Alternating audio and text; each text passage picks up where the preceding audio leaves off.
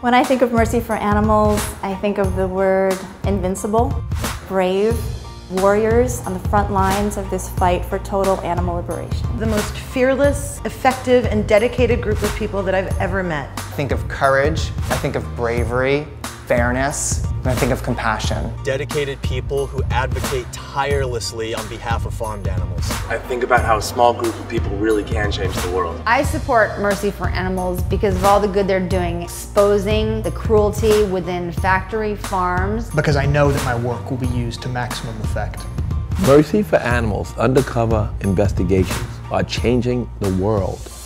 Mercy for Animals. Mercy for Animals. Mercy for Animals. Mercy for Animals. Thank you, MFA. Congratulations on this milestone. Happy anniversary, MFA. Happy anniversary, MFA.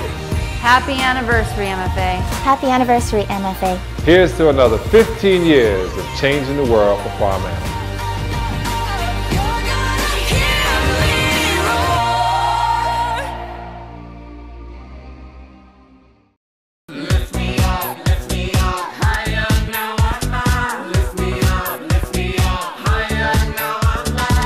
The main reason I became involved in the issue of animal welfare, it's quite simple. I like animals, and I don't want to be involved in a process that causes more suffering for them.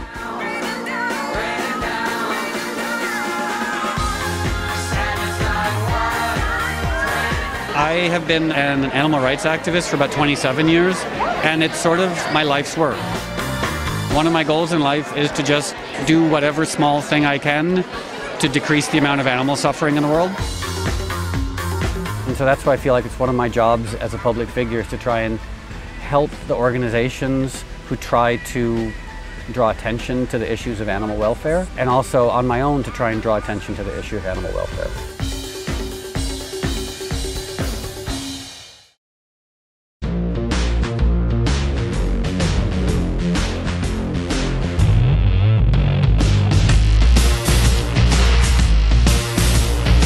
I'm a multitasker because Baywatch, I was like, people are so obsessed with my personal life and everything. I thought, I need to talk about something else. I've always had this affinity with animals since I was little. I was the one they would bring, the dog with the broken leg or the bird with the broken wing. And so I continued to traumatize my father and all his friends until they stopped hunting. And then I realized, oh, I can speak up for these animals, and it worked. I chose to be vegetarian for humane reasons. I mean, once I found out what went on behind closed doors in slaughterhouses, it didn't really make me want to eat meat anymore. In every country I went to, we would find out what animal issue was going on, and we would draw attention to it. I'd meet with Parliament, I'd meet with the government, and we'd take a bunch of pictures, and they'd sign this law, and they wouldn't import seal products all of a sudden. It's just pretty amazing.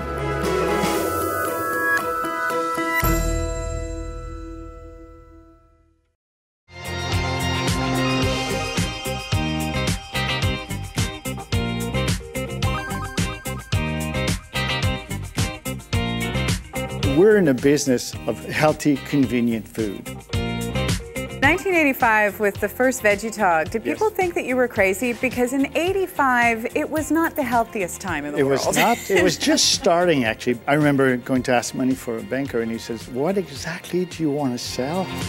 I look at the society, and people don't have time to cook, and healthy fast food made a lot of sense. 5 years later, he was my banker. He said it was a great idea. We love what we do, and we have a passion for what we do. And Oprah likes it. Well, you've probably heard President Bill Clinton is now a total vegan. A product like Gardein now delivers on taste and texture, and that's where a lot of people are switching right now.